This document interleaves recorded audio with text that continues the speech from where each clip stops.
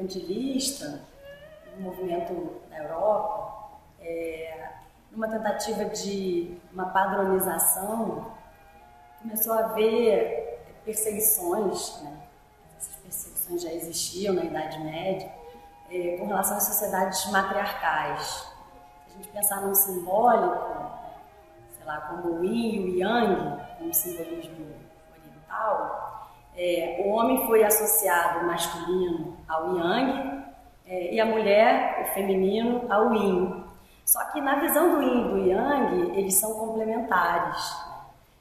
A leitura que o mundo ocidental faz dessas duas polaridades não é uma visão, assim como Heráclito tinha na antiguidade, de uma complementação, mas uma visão binária. E aí o que começa a haver é uma supervalorização do que é associado com a luz, com a razão, né, com o masculino, com o fálico, com a ação, e o que está associado mais com a criação, com o escuro, com o feminino, enfim, foi visto como desvalorizado. A gente poderia pegar como uma referência filosófica, né, Parmênides. O que existe é o ser, né, e o não ser não existe. Então, o que existe é a luz. A escuridão seria a ausência da luz.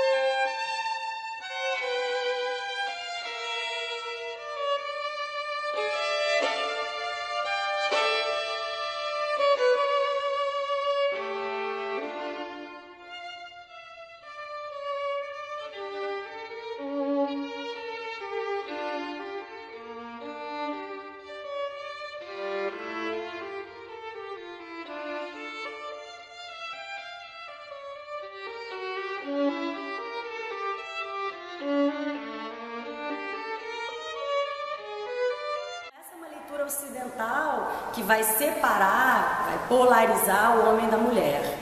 Mais especificamente, com o mercantilismo, com a consolidação do capitalismo, há um interesse, né, em uma padronização de hábitos, de gostos, que vai depois desembocar numa padronização dos consumos, né, na qual vivemos hoje. Então, tudo que diferia desse modelo único que era aceito, né, racional, associado ao masculino, foi perseguido de algum modo. Nesse sentido, a mulher estava legada aos arquétipos da vida, da morte, da criação, da família. A gente pode pensar na própria antiguidade grega, onde a gente diz que nasce a democracia, ela já nasce excluindo a mulher, no sentido de que caberia à mulher o cuidado da casa, né, do privado, né, cuidar das novas gerações e não cuidar do público, né, do que é político, do que é da polis. Mais especificamente, no final do período mercantilista, na consolidação do capitalismo, a mulher vai ficando fora desse espaço que é público.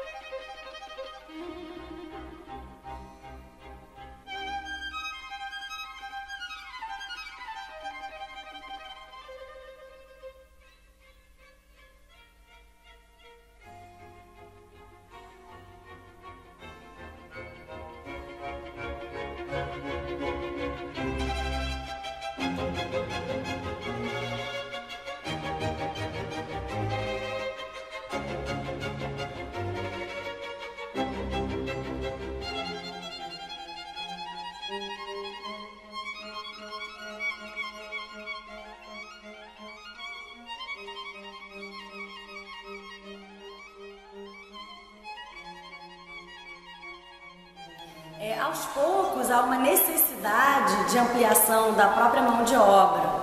Então, aos poucos, a mulher vai, de algum modo, por si, buscando a conquista desse espaço, de uma voz que seja ouvida no espaço público. Ao longo da história, a gente pode ver o quanto as produções científicas, filosóficas ou mesmo artísticas excluíam a mulher.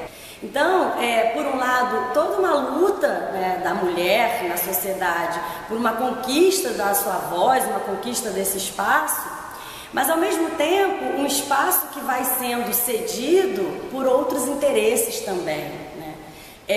A gente diz, no século XIX, muitas lutas femininas, muitas lideranças vão surgindo, reivindicando toda uma mudança de um paradigma social, político, econômico, e aí inserindo a mulher nessas lutas. Só que, na verdade, a gente poderia dizer que é no século XX que essa conquista do espaço da mulher na sociedade, no espaço público, vai aumentando.